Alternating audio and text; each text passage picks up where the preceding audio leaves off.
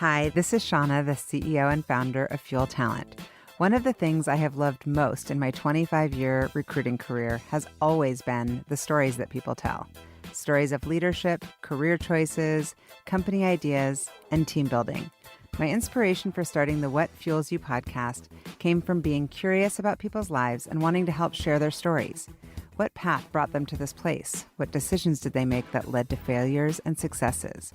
Who influenced those decisions, and what lessons were learned along the way? I hope you enjoy the What Fuels You podcast. Today's guest on the What Fuels You podcast is Roei Ganzarski. Roei is CEO of magniX, an electric propulsion technology company poised to disrupt the aerospace industry with its advanced electric engines that will enable transportation capabilities and services never possible before. Prior to magniX, Roei was CEO of BoldIQ, a global provider of dynamic real-time scheduling optimization software. Under Roei's leadership, BoldIQ grew from a seed software startup to a profitable multi-million-dollar SaaS company with customers worldwide and across industries. Before BoldIQ, Roei was with the Boeing family of companies for 13 years in continuously increasing roles of responsibility. Other experiences prior to Boeing include private investment banking, corporate finance, advertising, and the military. He is a graduate of Wharton's Advanced Management Program, earned an MBA from the University of Washington, and a BA in economics from the University of Haifa. Welcome, Roei. Thank you very much. Pleasure to be here. So good to see you. Well, we're doing this obviously on audio. We'll do little clips on video, but the people who get to see you are psyched because the airplane hitting your head is in the background is super cool. Way better than my like weird books background. It makes me look a little nerdy. You're way cooler. Love it. Okay, so we're going to start with rapid fire. Okay, question one. What is your biggest pet peeve? When people don't put the chairs back to a desk after leaving the meeting. That's a good one. I'll remember that. That really bothers me. Really? And I'll tell you why. When I walk into someone's conference room and the chairs are all scattered around the room, that tells me that the company isn't organized. Right or wrong, that's what I get. And so I want to make sure. I get that too, actually. I never thought about it, though. It's like, what, no one could take a second of time to just put the chairs back into the conference room table? So that really bothers me. Okay. Given your industry, I'm curious, are you aisle or window seat? Aisle. Aisle seat, okay. Pool or ocean on vacation? Pool. Nice. What are 3 words that others would use to describe you? Aggressive, creative, passionate. Nice. What is your best way that you like to relax? Sit and have a good meal with my family. Nice. And what is a current habit that you're trying to break? Oh, wow. Being on work phone all the time.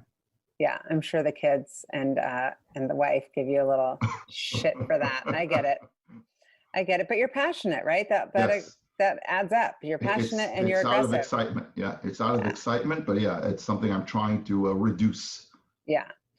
It's hard during COVID too, because there's no lines between work and home. Right. Yeah, Exactly. I get that. What is a bucket list place for you to go skydiving? Wow, there's so many. Actually, my current bucket list for skydiving is to be the first person to jump out of an all-electric skydiving plane. Ooh. And I don't care where. That makes sense. That would be super cool. I did do it once in Australia over the Great Barrier Reef. Oh, cool. And it was amazing. Yeah. Obviously tandem. But yeah, very cool experience. I don't think I would do it now. I'm too wimpy. But when I was 18, I had the courage to do it. Okay, so you grew up in Israel. Where in Israel did you grow up? Haifa, the northern port city. Oh, and then you went to University of Haifa, so that's good. Yeah, that's right. Yeah, that's right. I have not been to Haifa. What was it like there? Or what is it like there? I'll call it a sleepy workers' town. So if you compare it to Tel Aviv, which is kind of the vibrant financial capital, if you will, of the country, Haifa was always the blue collar workers a city, so people would joke that at 8 p.m. everyone goes to sleep. All the restaurants and bars would close at 9 because people are going to sleep for their next work shift in the morning. So it was a sleepy town, but gorgeous. It's on the hill overlooking the Mediterranean Ocean. I mean, just beautiful. Yeah, I've heard it's absolutely beautiful and worth a visit, but Yes, I would definitely. not picture you being raised in that type of town. Were you like an outlier with your energy, or is that just an Israeli thing and it's like everybody had energy, they were just working in a sleepy town? Yeah, so sleepy is all relevant, right? Or relative, I'll say. When you compare sleepy, a sleepy Israeli is probably a very vibrant U.S. or European city. So it's all relative. Totally. And how much of your identity is rooted in being Israeli? I would say all of it. Uh, Yeah. I view myself an Israeli, even though at this point, I'm an American citizen. This is home. But if someone asks me, what am I am Israeli, even though I will say now that I'm close to turning 50, I have spent less than half of my life in Israel. And Yeah. yet that's still kind of where my teenage and young adulthood was, where the most impressionable, I guess. Yeah. And I think for people that are not Israeli, or even for Jewish Americans, there's more of a link to the Jewish identity with Israel than there is for Israelis that I talk to. Is that true for you or no? For me, no. I view them as one and the same. Yeah. I view my own cultural upbringing as being a Jewish Israeli, and I don't distinguish between the two. Hmm. I don't call myself today a Jewish American.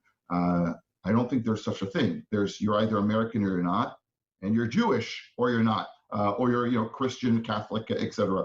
But being Israeli, there's something that's a little different about that because it is the one place in the world where Jews can call a home, the only one place, right? Christians, there are multiple countries around the world that are Christian faith-based. There are multiple ones that are Muslim faith-based. Jewish faith-based, there's only one, and that's Israel. Yeah. Two, depending on what paper you count or read, there are anywhere between 13 to 18 million Jews worldwide, 13 to 18 million Jews. And so to have a country that has about 7 of them is pretty amazing. And so to me, being Israeli and Jewish is one of the same. We grew up in a very, I'll call it, not a religious home, but very much a cultural home. So we would do the Friday evening Shabbat dinners. We would go to synagogue only during the holidays. For kosher, we maintain the very basic of rules. We don't eat pork, we don't mix dairy and meat together, but we do eat shrimp. And so it was really more about tradition. Every Jewish person has their own version of that. You're like, I like absolutely, shrimp. absolutely, because it's really for us growing up, and now for me with my family now, it's really about maintaining that tradition and that Jewish identity as being part of Israeli, rather than is it written as part of the law or not. Mm-hmm. Yeah, and where's your family from originally? Poland. Poland. Both my wife and my family on both sides are all 100% Polish. We did a fun DNA test, one of those DNA tests that you do just to see. We did it for us and we did it for our dogs, just to see what these DNA tests do. And I came out as 97% Ashkenazi Jew. So it's like the Polish of the Polish. Yeah. And what about the dogs? The dogs both are 100% French Bulldog. Oh, I love French Bulldogs. Yeah, they're both mutants though.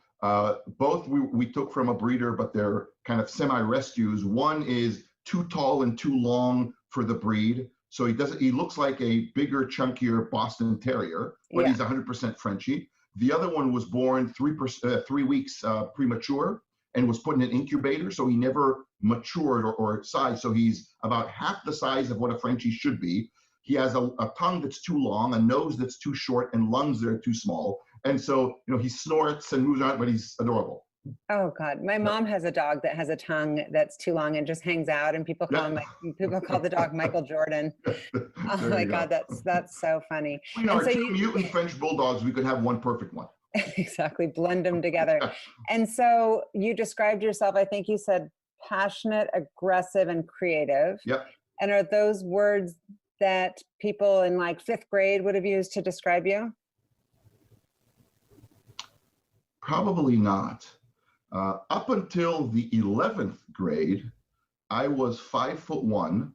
I'm now 6'1". So in one summer, literally between 10th and 11th grade, I grew a little over a foot. Wow. Which was crazy. I mean, I came to school and teachers didn't recognize me. I don't know what happened. Maybe it was that stretching machine that my mom used. I don't know. But I was a fairly quiet kid, shy. You know, I was a year younger than all of my classmates as well. I jumped a class. I skipped a class in 4th grade. And so I was a year younger, much smaller, even for my age. And so I was a fairly quiet, but always passionate. That I will say. I don't think that would have changed. And did your confidence link to the growth spurt? Like, did you suddenly blossom? No. My son had a big growth spurt, and I found that he came out of his shell a little bit more. Yeah, not really. I was always confident. I just wasn't externally confident, if that makes sense. I never questioned kind of my ability or could I do something or not and so on. I just never externalized it. And I think in the military is actually where I first started to externalize it. Yeah.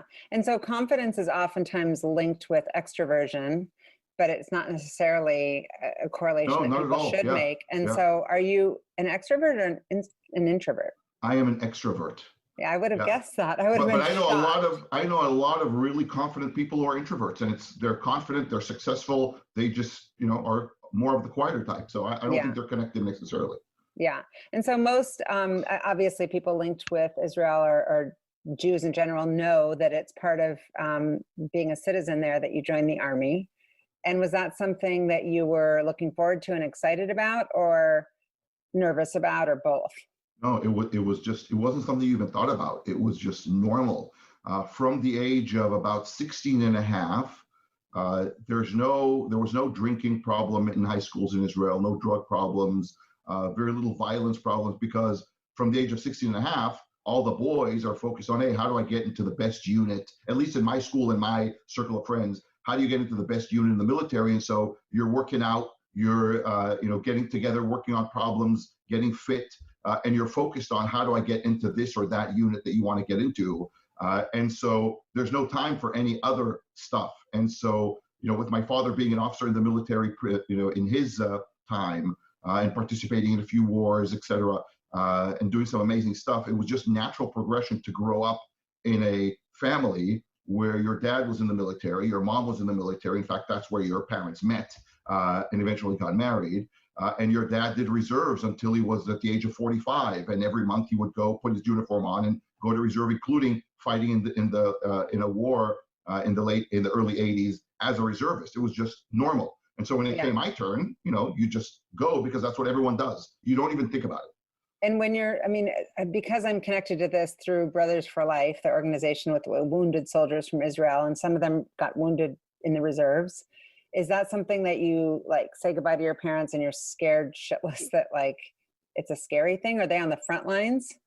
Yeah, you don't really think about it because it's normal. I mean, I think back now about things that I did when I was in the military, and it's like, wow, that was dangerous. I could have not come home from that, but that's now looking at it back, in history. But then it was just what you did, be it reserve or not. I was in reserves until the day before my wedding. I was up north in Israel, guarding the border up until the day before my wedding. That was just normal. And so you never thought about it, could something happen or not? It's just part of what you do. Mm-hmm. And how has that experience, being a child of somebody who was an officer in the military? I mean, I know in the US, if that was the case, I mean, maybe this is a stereotype, but I would think that the person would be raised with a certain level of discipline and structure and,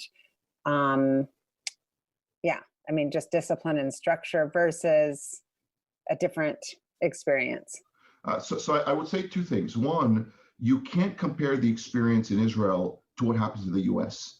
And the reason is there is no stereotype for someone who's gone to the military in Israel, because everyone's gone to the military, literally everyone, men, women, everybody. And so as opposed to the US, where less than 5% of the population have ever served, which is, its own conversation, its own podcast on why that is. So you develop a stereotype because it's a very small minority of the group. So you kind of look for commonalities. Oh, if you're in the military, you must have been in a disciplined family. You must have been traveling around maybe, or, something like that. And maybe it'll be natural to follow in your parents' footsteps and go.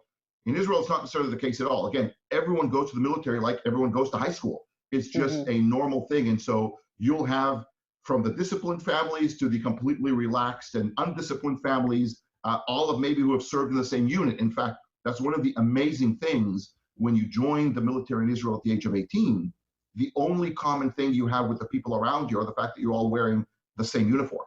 Other than that, you could have come from different socioeconomic backgrounds, cultural backgrounds, heritage background, right? We talked about Ashkenazi Jews versus Sephardic Jews, Jews who came from Africa or Jews who came from Poland, and you'll all mix together no matter what high school you went to, no matter what grades you got, nobody cares. But you're in the same unit going to fight for the same cause or going to do whatever the same thing is that you're going to do. It's an amazing breaker of barriers in a society when everyone has gone through it. And you can see that in the society, right? I mean, it's a very different view than what happens in many other countries where it's a volunteer small group of people that go versus just everybody goes. So to that end, I think it's an amazing social aspect. I believe if the US had, at the age of 18, some sort of service, it doesn't have to be even military, but some sort of service to the greater good, I think this country would be 100 times more amazing than it already is, by the way. And it is an amazing country. I agree. I completely agree. I mean, obviously as a mother, that's like scary, but I completely agree. And I see the pride in all of my Israeli friends. And I think that it's linked. It's like we fought for our freedom, we fought for our country, and it's just in the blood, in the DNA. So and that's one extreme. In the US, it could be go work at hospitals, sanitary, pick up garbage, do something for a year even. It doesn't have to be 3 years, or for 1 year, do something that is purely for the greater good, not for yourself. And that puts so much perspective for people to think about, wow, there is something bigger than me here. And there's nothing wrong with actually serving it. It takes away ego, it takes away pride. It's purely about what are you doing to serve the greater good? Even if it's, cleaning toilets in a hospital, that's fine. That means you've done something that's bigger than yourself and you've contributed to society. I really like that. And so are the bonds that you made in the Army lifelong friendships? I met my wife through one of my unit members who introduced me to her. So clearly there was some value there. I don't know that she'll agree, but there was some value that came out of it. So yeah, absolutely. It's lifelong. Yeah. And how about you? Like what kind of lessons did you learn about leadership, time management, things that have helped you along the way in your career? The first thing I would say is perspective. When you have to make decisions and the consequences, someone dies, that puts a very different perspective than you have to make a decision, and if you're wrong, you're over budget, or you get a grade that isn't as good. Going to university after the military is when I did my undergraduate and then my MBA and so on, is a very different experience than I see here, kids, including my daughter, doing it, without the military service. Grades are, oh my God, what if I fail? And when you come after, 5 years, as I did, of military service in combat units, it's like, what if you fail? So you'll get a bad grade in this class. It puts a lot of perspective. So that's one thing I learned in the military. The second is working with the resources that you have. It would be nice, we sometimes had some drills that we do with American units that would come either with the 6th Fleet or otherwise, and we'd get to do some interchange with them. And we'd see the equipment that they had and the resources. And it was like, oh my God, what we could do if we had equipment like that, but we didn't. And so you learn to make with what you have, right? And so this notion of resourcefulness and what really is good enough and what will help you get the mission done and everything else shouldn't be spent time on. Those types of things become critical, getting straight to the point. Decisions in motion is a big one. I like to tell folks at work, the idea is, and we use this now all the time at magniX as well, there's 3 key concepts to continuous follow: details, transparency, and action. Always pay attention to the details, because if you don't, that's when mistakes happen. Be it in the military, you'll shoot the wrong person, you'll bomb the wrong area, you'll go into the wrong area. So details are important. Transparency is how everyone knows what's going on. There's no such thing as need to know basis. I don't buy into that. I never did. I never had to experience that as a need to know basis. At the company, at magniX, for example, now, everyone knows everything about the company except each other's salaries. That's not mine to share. That's personal information. Employees can share it if they want, but I don't. But everything else, how much money the company has in the bank, what customers are saying or not saying, where we're successful or unsuccessful, down to what employees are making mistakes and why, we share that because that makes us stronger. And then the third one is action. You can sit around collecting details and doing analysis for years and not actually do anything. Or you can start to move forward and then change things while you're moving. And so decisions in motion is something that I brought from the military, whereas, just to use an extreme analogy, as you're running to that target and you're trying to take it and suddenly things are changing around you as it's happened, you can't just say, oh, wait a minute, can you guys stop shooting for a second? I need to rethink about my plan and gather more info. Oh, now let's continue. Like, no, the battle around you is continuing. You have to be able to assess, in the case of the military, in seconds and milliseconds what's going on and make decisions with terrible consequences. In the case of work, it could be days, weeks, months. But the idea is you don't just stop everything to try and make a better decision. You do everything in motion. And if you do that, you're taking action, you're making forward progress, but that doesn't come at the account of not paying attention to details. It just means, what are the pertinent details for me to take action? And one of the ways to do that is to be transparent. So those three go together, and I definitely picked that up in the military.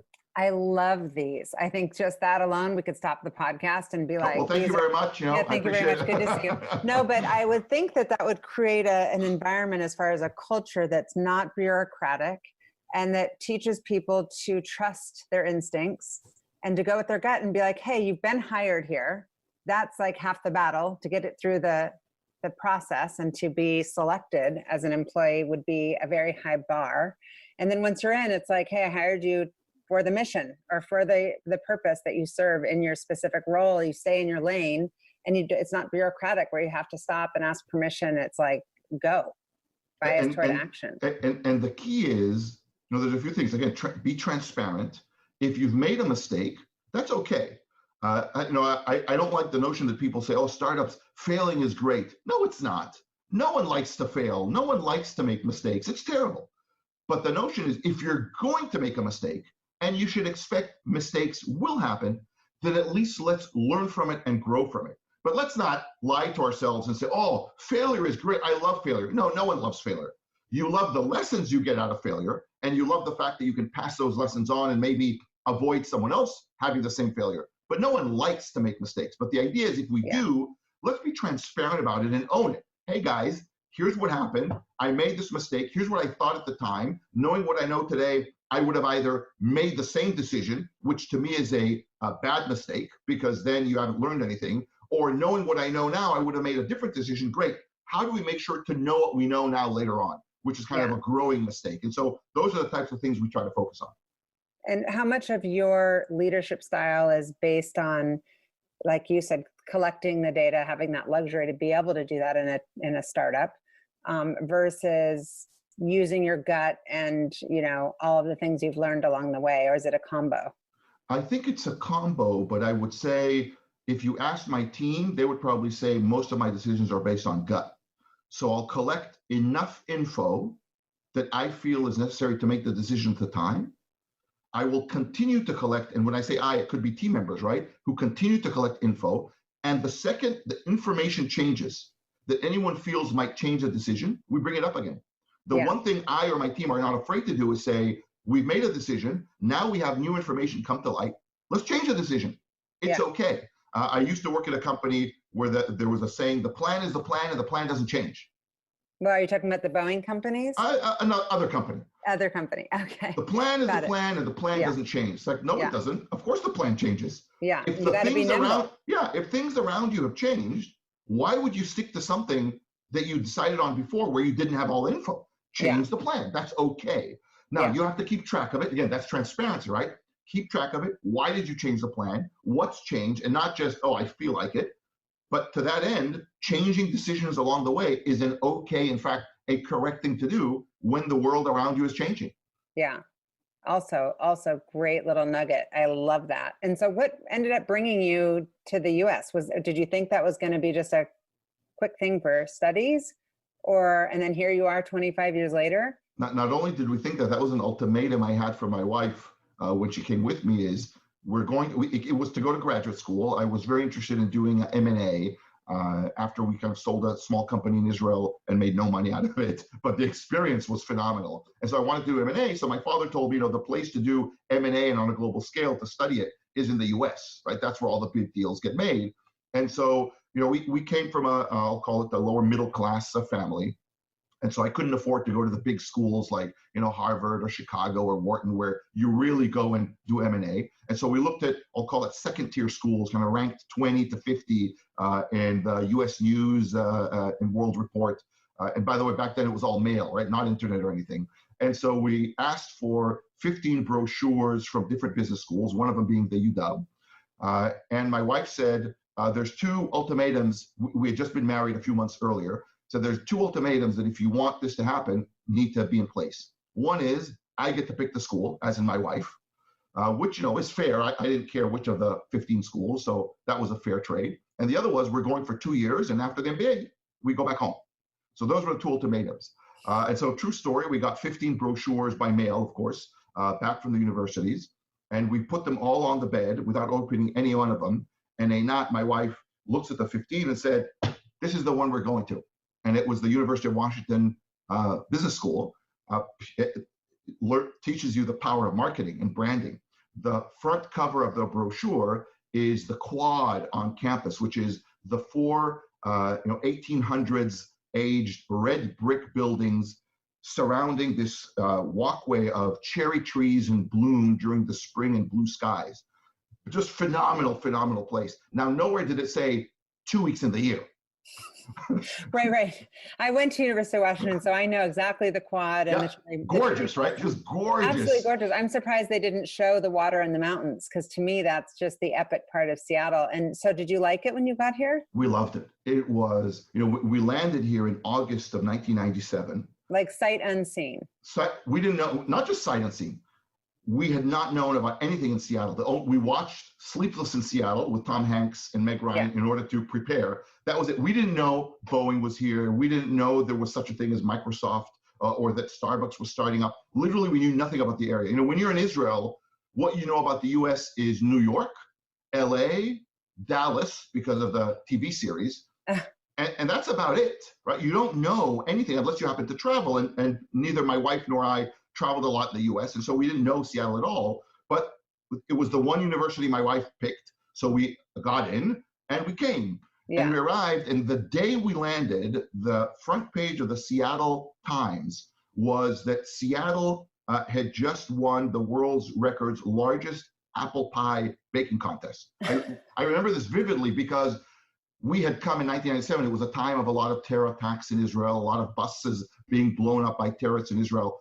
And then you land here in Seattle, and the front page news is Seattle wins the world's largest apple pie baking contest. And we thought, my God, this is heaven. If this is what's on front page news, this is a great place to be. That is hilarious. And so did you think when you did M&A and well, you did some, investment banking, it sounds like, in finance, that was going to be your career? Or because to me, that's an incredible foundation for any career.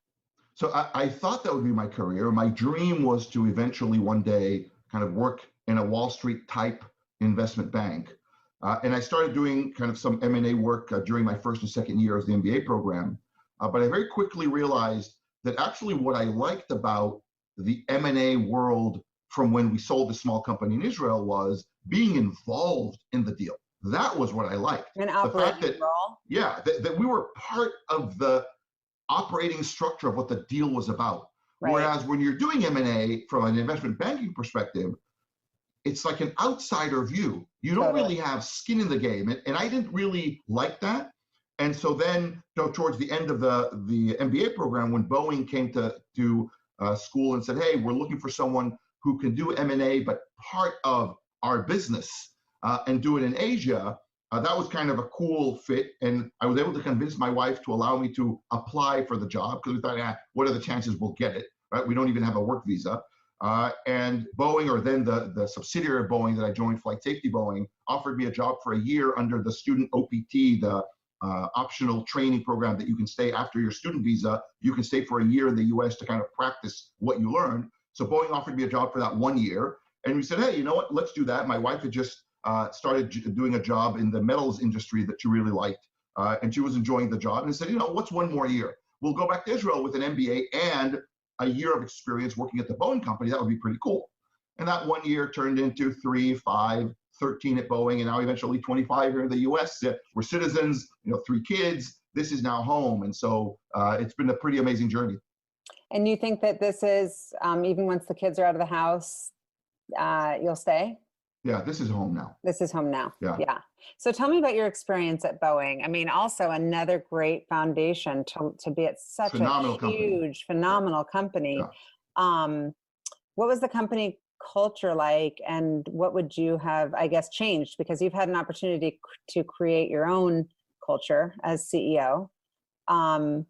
What kind of nuggets did you take away? I always ask Amazon and Microsoft people these questions because the cultures are so strong. Yeah. So that's one thing I learned. Culture is strong. You can't just create a few slides, bring in a consultant and say, oh, we're going to change our culture. Now we'll be a nimble company. Now we'll be less bureaucratic. It doesn't work. Cultures are the basis and the foundation, as you said, of any company. And it's hard to change culture. So be very careful of the culture you create or support or endorse. So that's one thing I learned, that what you do is critical in the eyes of every employee, and they see how leaders behave, they see how leaders talk, they see what leaders do, and that becomes part of the culture.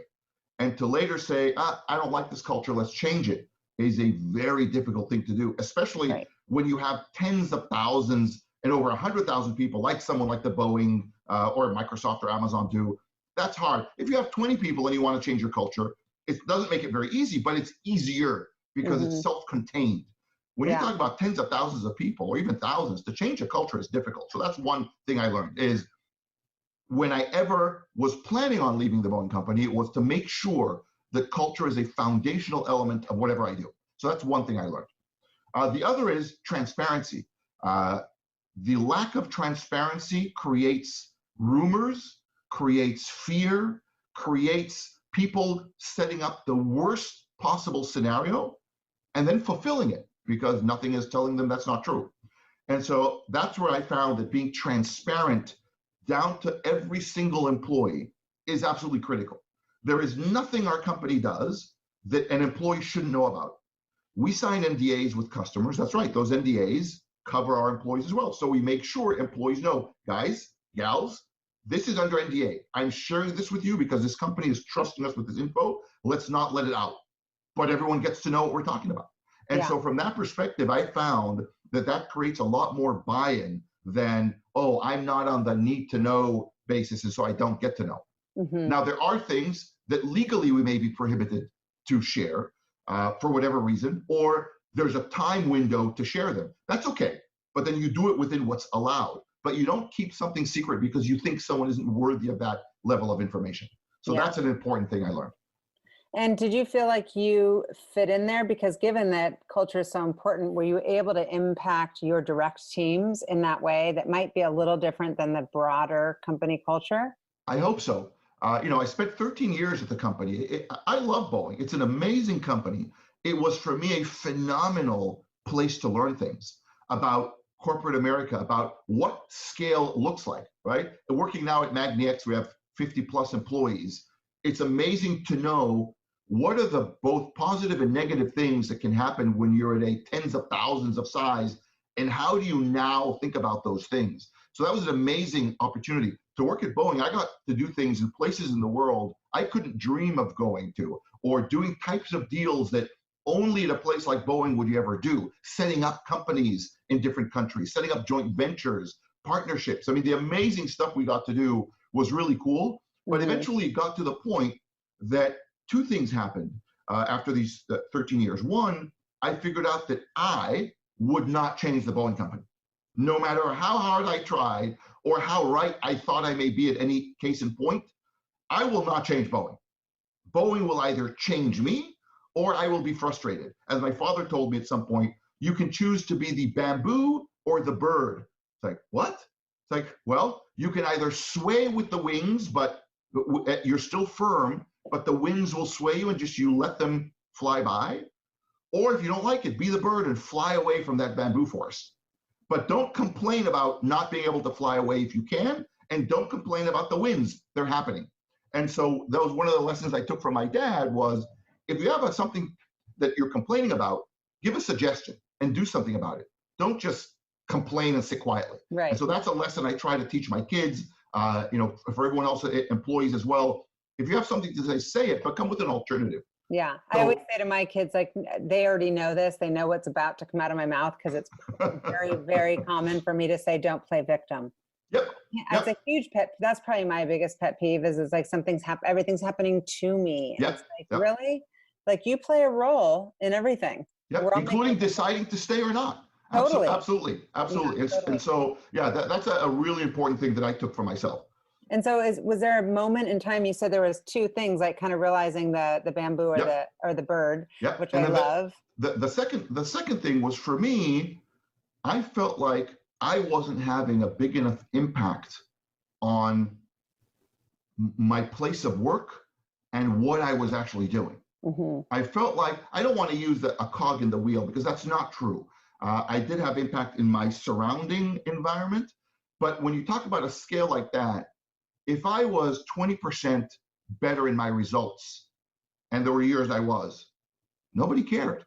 Right. Like, 20%. Well, it's not going to impact. It's not like the company is going to be up 20% relative. Yeah, exactly. I mean, you're 20% better, but in $100 billion business, Roei, that's fine. Now, if I were to take this business unit and put it outside of the company, that would be amazing. But within Boeing, not a big deal. Yeah. And just the same, if I was 20% under, let's put it in this pocket. Let's hide. There wasn't this impact. That was one. Two, I didn't feel like I was really making a difference. Yeah. And not just of the Boeing company, but just in general. I just didn't feel like I was making a difference. Yeah. And so, I felt like it was time for me to look for what else is out there. Right. And so you could have, if you just said, my driver is wanting to make an impact, you could have gone and been on the leadership team of a smaller company, but instead you decided that you wanted to be an entrepreneur, right? Well, not really. I don't define myself as an entrepreneur.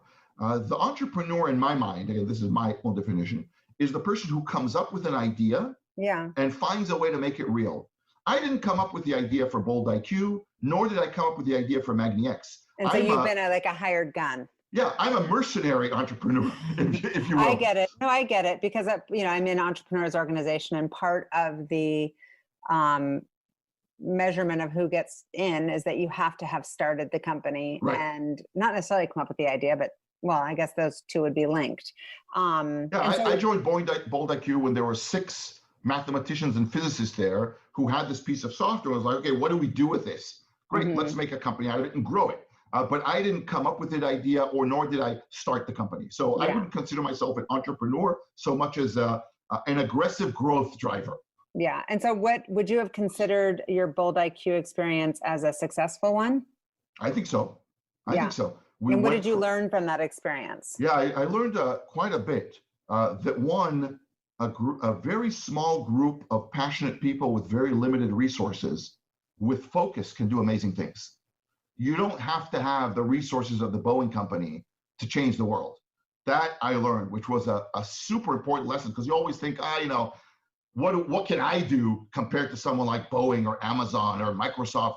You can do a lot with a group of really passionate people, limited resources, focused, and some piece of defendable technology, something, software, hardware, idea, something that you can actually defend. You can actually do amazing things. So that's one thing I learned, which is carried as well to magniX and to aviation now, really, really critical.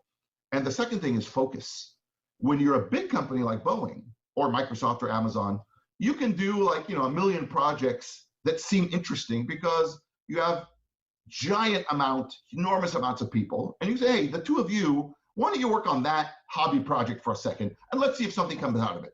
And you can do a lot of these things. It doesn't cost you a lot. And you could try them. And if they fail, no big deal. When you're a company of 6 people, 10 people, 20 people, you can't do that. And so you can't be distracted as a startup, at least in my experience, by shiny things that come around. Oh, look, that could be interesting. Let's try that as well. Like, well, if you try that, you don't try this, you don't finish this, you don't do this. And so then you're losing focus. And as a startup, it's really easy to lose that focus for money. Well, I don't have a lot of money. Here's a person, company, group offering me some money to do this side project. It doesn't really align with my long-term goals, but hey, I'll get some money now in the short term. That'll help me get to my long-term goals. Right. That's where you start to fall off the wagon, right? Because you're doing that once, and then you do it a second time. Then you're 3 years later, you're always doing these little things, but you've never achieved your long-term goal. We didn't do like a big shift and movement. And so doesn't that get impacted by who's on your board and who your investors are? Who your investors are. Yeah. And so how much weight did that play into, and how was that experience? What makes a good board member, do you feel? I think a good board member, and I see that again, Bold IQ, magniX, Eviation, I think there's a few aspects, and board member isn't necessarily investor, right? They could be different. I think one, board members need to be people who can add value to your company. If they can't add value, just being a representative and an investor does not make you a good board member. It just makes you a representative of your investor. And I think that's a big mistake that both companies and investors make. Oh, well, I have to have someone on the board. It's like, okay, you have a right to have someone on the board. And if you do, at least put someone who can add value to the company. Right, either through introductions or knowledge, right? Knowledge, maybe this is someone who's been experienced in running a business, or someone who knows the software, the hardware, the financial aspects, something that when the CEO has questions or challenges, the board can actually answer them or challenge them, right? You also want a board that's not afraid to challenge the CEO and say, hey, why are you taking this strategic direction? Like, well, here's what I think. Actually, no, from our collective experience, we think you should do this. Great, but the collective experience can't be, well, I invested in a bunch of companies and I had some good exits, so I must be smart. No, that means you invested in a bunch of companies and had a few good exits. It doesn't mean you're smart for my company, right? And so I think that's an important aspect of how you choose your investors and your board members to make sure they can add value to the company. Yeah. And so how much do you think that there's a kind of business playbook, and how relevant or how important is it to be passionate specifically about the industry? Or is it like, hey, I learned aviation and now I'm going to potentially 3.0 or 5.0 learn a whole new industry? Some people, like in recruiting, they'll want industry expertise. So what's your take on that? I would say it depends. I think, first of all, being passionate about what you do, it doesn't have to be the industry. Being passionate about what you do, I think, is critical to the success of the company. From the CEO all the way down to every single employee. If you're not passionate about what you do, it doesn't matter. And being passionate about the industry isn't enough, right? I'm not passionate about aerospace. If I am, then if I made nuts and bolts that go on a plane, would that be enough for me? Not for me. I'm passionate about what I'm doing, which was either creating software that would help airlines be efficient, or creating motors that would help airlines go to green, zero emissions, lower cost, or build an electric airplane. That I'm passionate about. It's not aerospace per se. It just happens to be what you're building at magniX. Yeah, there happens to be a common theme of aerospace, because aerospace, I think, is an amazing industry in that it's global, it's ever changing, it's growing. So I love that aspect of it, and it gets to connect people worldwide. And it'll be around forever. It's not one of these like flash in the pants. Yeah. And so what's the business model for magniX? Well, for magniX specifically, we're an electric propulsion company. So the business model is to provide propulsion systems to either, first and foremost, manufacturers of airplanes who are designing electric airplanes for our future. So provide them with that propulsion. Existing airplane manufacturers who want to offer customers an electric version of their existing plane. So imagine I used to have a Kia Soul electric before I got a Kia Niro electric.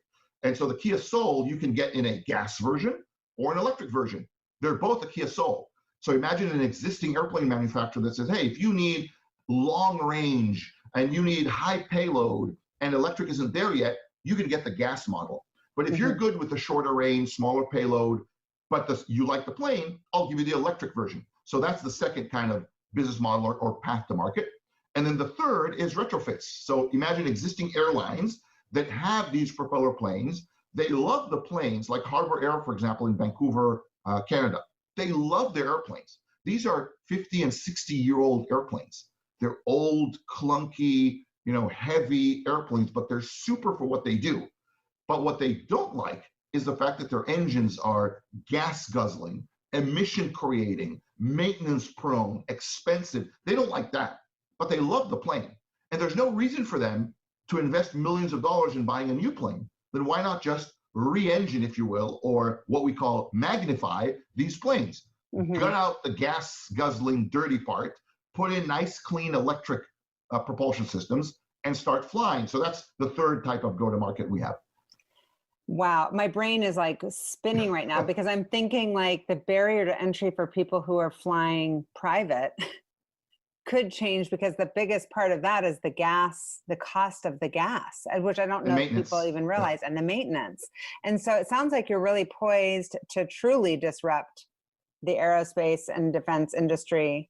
Do you have competitors? I'm sure you do. Yeah, we have a few. There's a small company in the UK called Rolls-Royce, one of the world's biggest engine companies for planes. A small company out of France called Safran, one of the world's largest aerospace electric companies. So yeah, there are a few competitors, but we don't worry about that. We really worry about, again, focus. What are we doing? How do we maintain our competitive advantage? How do we provide value to our customers? And that will take care of itself.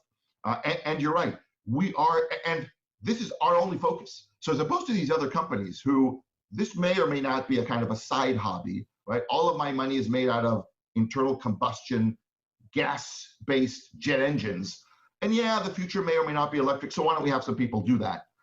I'm less concerned about that than us, which is, if we don't succeed in what we're doing, we all go home, with our tail between our legs and our heads held low. So we will make sure to succeed, because this is our future. And I don't mean as just jobs. I mean as this is our future, right? We can't have you are changing the world. Talk about it. We can't have our kids and our grandkids flying on internal combustion airplanes. We can't do that. Whether you believe in global warming or environmental impact really doesn't matter. I really don't care if you believe in it or not. What I think we all agree on is that when we stand next to one of these propeller planes and they turn on the engine, those fumes coming out aren't good for our health. Whether you think about the impact globally, now you have plenty of papers showing how it impacts the environment. Absolutely. Anybody who doesn't believe in it, I think, is just asleep or not believing in, they're just like not checked into reality. But I'm saying, even leave that aside. Yeah. No one's going to deny that it's bad for your health, right? Yeah, and so for sure. We have to change the way these airplanes work. And the beauty of electric aviation is it tackles both aspects. We're not Greenpeace. This isn't about the environment.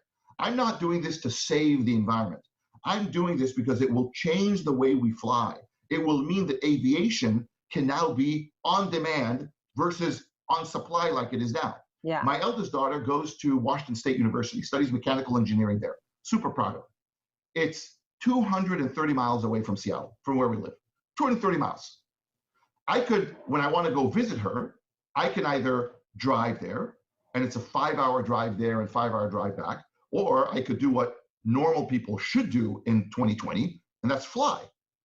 But to fly from SeaTac to Pullman, 230 miles away, it's a 45-minute trip, is over $400 return per person. So if I want to take my wife and 2 other kids, that's almost $2,000 just to go 230 miles. So guess what? We don't do it. Guess what? She doesn't fly back to visit us either. We drive the 5 hours there and the 5 hours back.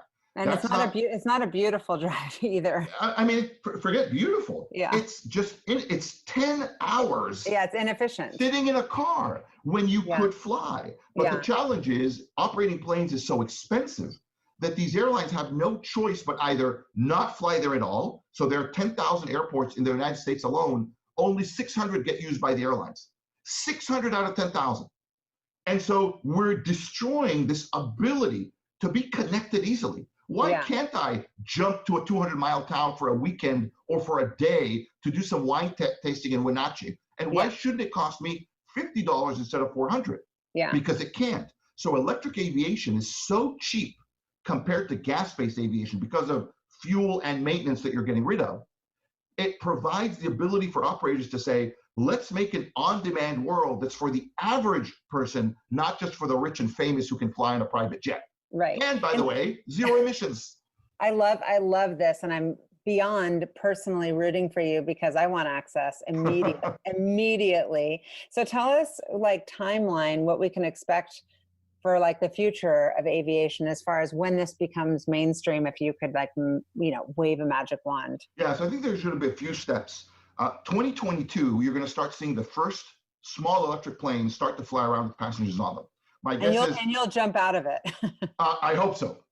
I hope I'll jump out of it before they're certified and part of our test program, but we'll see if that's allowed or not. Yeah. But 2022, so 2 years from now, you're going to start seeing the first inklings of commercial aviation flight, 5, 9 passenger type propeller planes. Yeah. 2025, I think you'll start to see a few hundred of them flying around, still in niche markets, like Seattle in the islands, Vancouver in the islands, Northeast Islands of the United States, Caribbean. So it'll be small niches.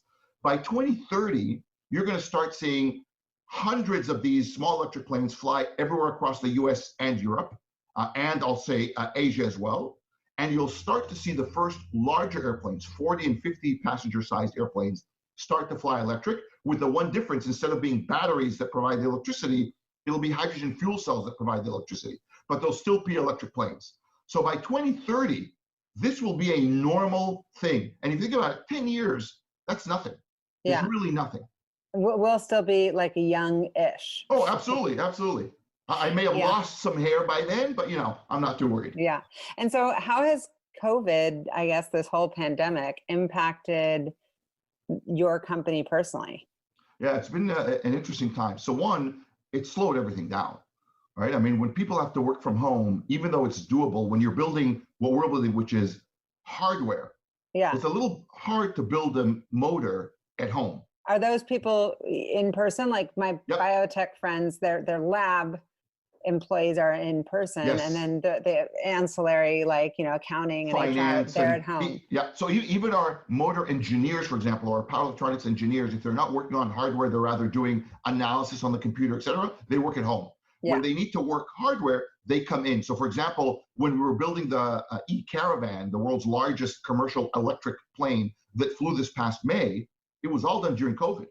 So we couldn't have more than 5 people at once. They all kept distance, all wearing masks, all going through temperature checks, but we were able to do that. So it slowed us down a bit, but we're still able to do it. So that's one impact. The second is our future customer base today is at risk, right? All these little operators are right now struggling to survive in 2020. Now, they all believe that by 2022, 2023, when we're being ready to go to market, this will be past us and they'll be back. But today, that's hard to see, right? So people look at the doom and gloom of aerospace while we look at the future. So from that perspective, actually, COVID didn't hit us as bad as the rest of the aviation industry, because it's not like we lost revenues. We were only planning on having revenues in 2022, 2023 anyway. And so we didn't have as an immediate impact as the rest of the industry did. But I will say one of the biggest impacts of COVID is that people have come to realize what clean air smells and feels like. Because less cars are driving around and hardly any planes are flying around, suddenly there were pictures of, oh, this is what the skyline of LA and New York and Beijing look like. Wow, look, there's actually a city there, because there was no smog or emissions coming out of these planes, cars, etc. And so that's one impact, that people now see this actually can be better. So that's one. Two, if you have to go fly now, if you had an alternative of, let's go to a major hub airport with thousands of other people, stand in line for an hour, get on a tube and sit in the middle seat, and it doesn't matter what people say about the air filtration in the plane, you'll still be sitting in the middle seat next to another person next to you after being at the airport for hours, and have to drive to that main airport only to get to another airport and drive another 45 minutes to your destination. Will you choose that if the flight is not transatlantic, transpacific, transcontinental? If you're flying for an hour, you might as well drive. Or what if your alternative was, go to the airfield that's 20 minutes away from you, go with 20 other people, not 2,000 other people, get on a small plane with 5, 9, 19 passengers, everyone's in a window seat, fly for the same 45 minutes or hour, land at another airfield that only has another 20 people in it, and go to your destination. Yeah. And knowing that you're doing it at 40, 50% of the cost and zero emission on the environment. I think people will choose that. And so COVID is accelerating this thought process of not only aviation can change, maybe it should change. Mm-hmm.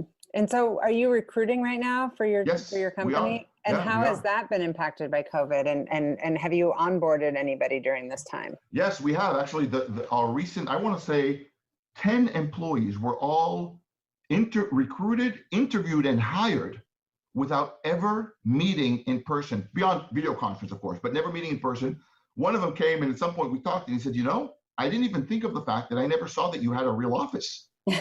Are you a real company? Are you going to keep it, right? Absolutely, absolutely. We cannot. We're building propulsion systems in airplanes. We can't you got to do this from home. You could keep that area without keeping the physical office space for the infrastructure, true, but I will say there's something I found, especially in a startup mode, right? When you're a steady state company, that's one thing. When you're in a startup mode, even having the finance people sit with the team, surrounded by the technology, makes a difference. And so I think that's really important. Understand the challenges and understand, how to quickly innovate and come up with quick ideas. And so, what about this whole idea that's been around for a long time, but that's really getting a lot of focus right now around diversity and inclusion? Well, I don't know why it's getting a lot of focus now. We've always done that. That's always been like a basis of behavior. I mean, for anyone to think that they can make a good decision without anyone raising a flag and saying, hey, have you thought about this, is, I believe, foolish. Again, that's one of the things I learned in the military. There's no such thing that the Israeli military, it's not a democracy by any means, right? It's a military. But it's very much based on, I want to hear my leadership team's opinion before we do something, because if it's wrong, it's detrimental for multiple reasons, right? And so let's all have a conversation. Everyone has a voice. It doesn't mean everyone has a vote, but everyone has a voice. Yeah. And so raise the flag, raise a concern, raise an idea. The only way to truly do that is to have diversity. Now, I'm not necessarily saying diversity, and I'll say this bluntly, on the face of things. The fact that someone may be with a different colored skin than my own doesn't necessarily make it diverse. If they think the way I do, then it's not diversity. If we all look different, but we sit around the table and we have the exact same socioeconomic upbringing, cultural upbringing, thought process, then we're all a bunch of yes people. Right. The idea of diversity is people who think differently at their core, who behave differently, who are willing to express their different opinions. Now, you get that a lot by having different cultural aspects, etc. Absolutely. But it's not just about, I need to have a woman on the table because I need a woman. No, totally. I want someone who thinks differently from the rest of the leadership team so that we can get a real good set of diverse opinions. If you look at magniX, we're a little over 50 employees now, and we come from over 17 different countries. I'm talking, oh my gosh, generation immigrants, not, I'm African-American in my ancestry. No, people who now came from different countries and all fall into this kind of group melding pot, and you get the French and the Polish and the Israeli and the American and the British and the Chinese and the Taiwanese. You get all that in a room, and you get this amazing, and all grew up not only in these different countries, but in different socioeconomic backgrounds, in different cultural upbringings, in different environments. And you get that in a room and you meld it. And the debates and the arguments that come up are amazing. I am a true believer, as we are at magniX, a true believer of debate creates great ideas. Yeah, and so you get to the truth, and you get to, That's so we'll have vocal debates. It's never personal, and it's never unprofessional, and it's never just yelling and screaming. But we will get vocal because we're all passionate about what we're doing, but we'll debate our points. Now, once we make a decision, after we've been heard and we make a decision, which again, everyone has a voice, not everyone has a vote. Once we make that decision, everyone aligns behind it, and we go forward and make things happen, which is why we've been able to do what we do. But that aspect of melding and debating is crucial for our success. And how do you personally measure success? Like, I always ask people, like, do you feel successful personally and then professionally with magniX? When will you be like, I've accomplished what I set out to do? Personally, I think never. That's one of the challenges I have. You got the Spilkies, which I get. I don't think I'll ever say I'm done, which is a problem. It's a challenge. But I do know that I'm on the right path if I feel, for myself, if I feel like I can proudly tell my kids about my day and what's been going on, and they'll understand it, right? They may not always agree. My kids will debate, oh, why are you doing that? That doesn't sound right. Let's have that conversation. But when I feel like I can actually sit down and tell them about it, I feel like I'm on the right path. Two, when employees who leave the company, choose to leave the company, are still proud to say they worked at magniX. To me, that's a huge success. So having alumni of the company be positive and not, oh, I left because that place was terrible and I never want to work there again. Having people who have left want to come back is a huge point that tells me we're doing something right.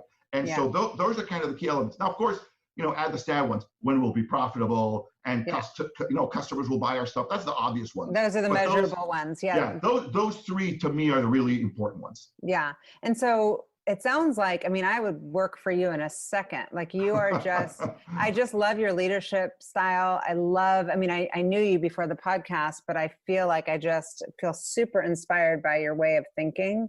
And so how do you set yourself up in any way? Because I always like to get nuggets of time management or just kind of rituals. How do you set yourself up for a good week to make sure that you get the most out of your time? So one, I use personally my inbox as my to-do list. I may or may not have some OCD. I don't know. But the putting chairs back to the table and my email. So my inbox is my to-do list. And every day, morning and evening, I start the end of the day with going through my inbox. Okay, what do I need to do? And there's only a few options. I either have to do what's there, right? Can you do this? Can you send me this? Can you do it? So I have to either do it and get it off the inbox. I have to delegate, which is an important, crucial part I found of a leader is the ability and willingness to delegate or follow up to that delegation. Or three, I have to answer with oh, no, we're not going to do this, or we're not going to take action. But that in itself is taking action. Yeah. Things on the inbox just can't sit there. Otherwise, you haven't done anything. And so that's one way I position myself on a daily and weekly basis. So that's one. Two, I literally every day remind myself why we're doing what we're doing every day. One of them is things like this in my background, looking at these pictures. It takes a second, but seeing that and saying, my God, this is real.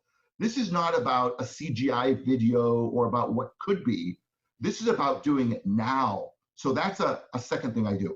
And then a third thing I do, and I mentioned this before, but every dinner, we talk around the dinner table. We always have dinner as a family, and we talk about our day, including me. It's like, what happened at work? Oh, this happened, that happened. I had this challenge, that challenge. Now, I won't get too technical, et cetera, but to me, what that does is when I have to simplify what I went through so that my kids and my wife can understand it and contribute to the conversation, right? We're not going to talk about, was there any EMI interference in the Maggie drive? No, you have to bring it down to a level that a non-technical person can converse.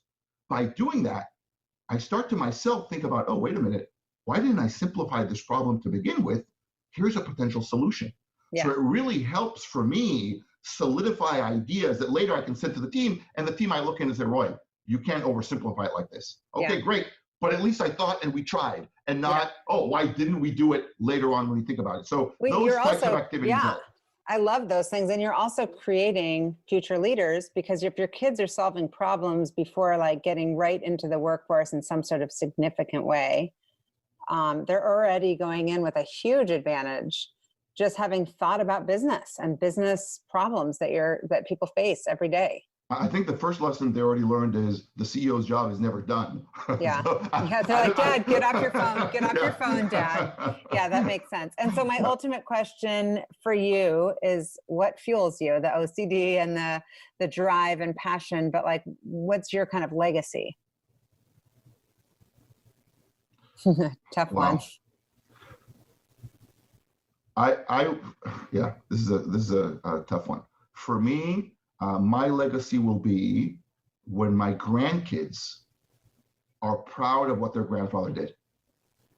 Yeah, I like that. I just got chills. I'm so glad to see you.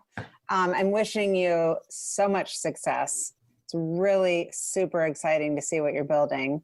And I love watching it. I'm seeing the press come out, and hopefully people who are hearing this are going to even take away some of the leadership ideas, but also every little part that we can all take on, making the world a more efficient and more friendly to the climate place to be. So thank you. Thank you very much.